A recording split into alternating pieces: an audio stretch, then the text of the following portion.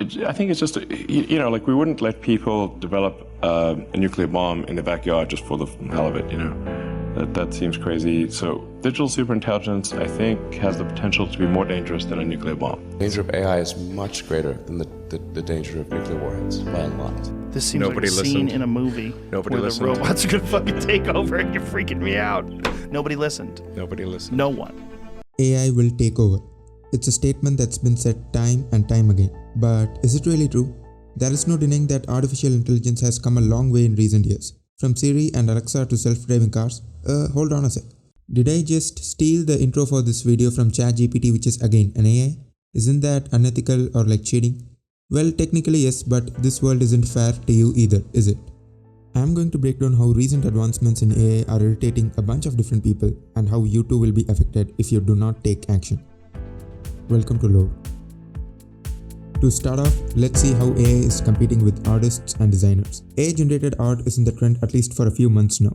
But what is also gaining popularity is a force against that trend by artists and designers because they feel it as unethical or non-creative. People have their opinions about whether it's right or wrong, but one thing most critics have a misconception about is the fact that AI is simply stealing artwork made by other people. This needs to be clarified. These models are trained and taught how to create art and learn in a way much similar to how our brains learn stuff. Sure, in that training phase, it is fed millions or even billions of images across the internet to learn the process, but that doesn't mean it is necessarily stealing artwork.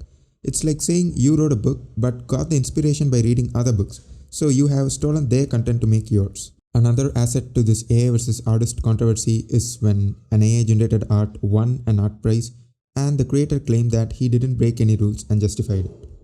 And the main competition for artists and designers is this tool called DALL-E, which people use to generate AI art I'm talking about. We'll find out for ourselves if it's really that great. How about Goku doing pull-ups?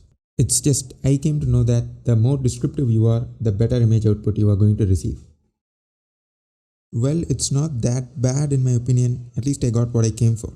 Sure, Goku and Dragon Ball are enough keywords to tell that any person in these images will be muzzled up. And now we have AI competing with content creators. Artists too are content creators, but this domain is much broader and people who create any kind of content belong here. I wouldn't even have added this category if I hadn't discovered about ChatGPT. ChatGPT. Very recently, the internet has been stormed with videos about ChatGPT, which is a very powerful chatbot developed by OpenAI. The same folks who created DALL-E that we saw previously. I have never seen an NLP model that mimics human conversation like this one before. It's trained with a technique called reinforcement learning in AI. Think of it as your virtual assistant like Siri, only that its intelligence is light years ahead. I am mainly saying this because it gives answers. Substantial answers for your questions almost instantaneously, which is simply mind-blowing.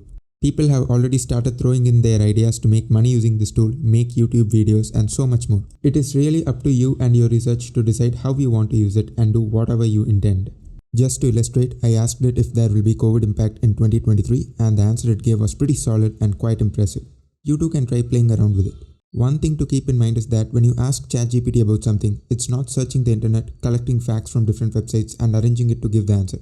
It will be very tedious to produce responses that way and cannot be done, at least not this quick. It's trained with an unimaginable amount of textual data to comprehend your input and produce a human-like response.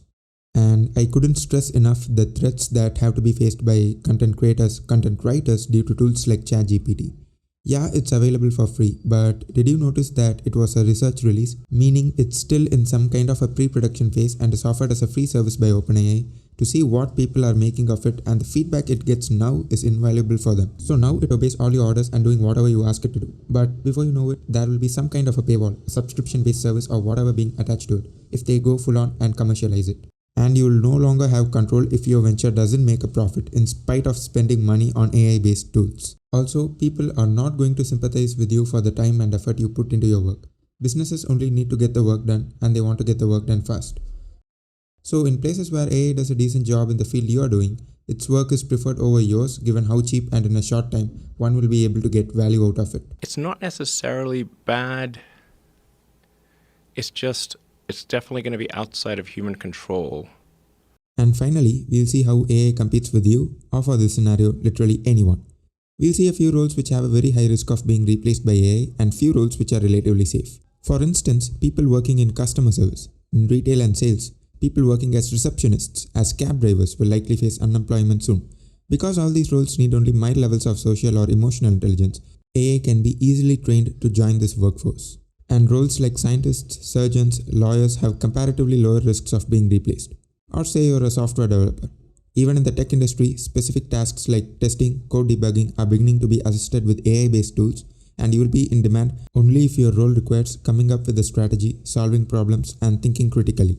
In the case of medicine, I don't see AI performing surgeries becoming a popular trend anytime soon. But still, machines can store way more information than humans, and AI can analyze and decide quick and accurate treatments for patients. In that aspect, jobs will be lost in the world of medicine as well.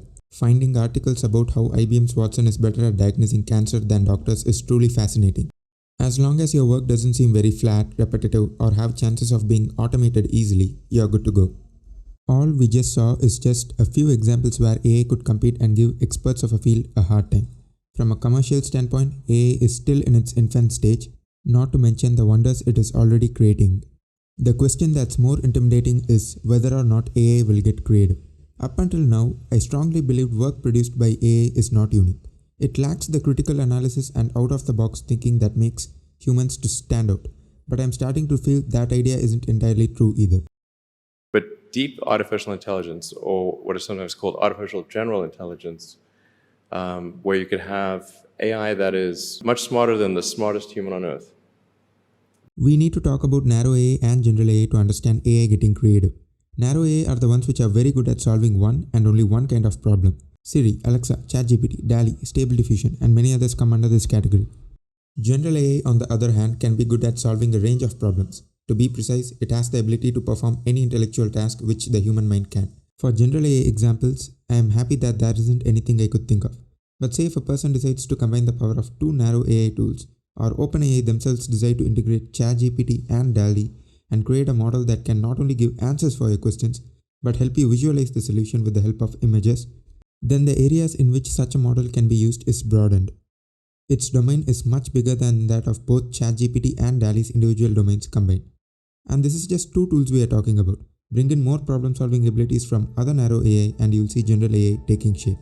This shift we are seeing from narrow AI to general AI is more promising and conveys the fact that AI will not just mimic but acquire human intelligence and even more over time.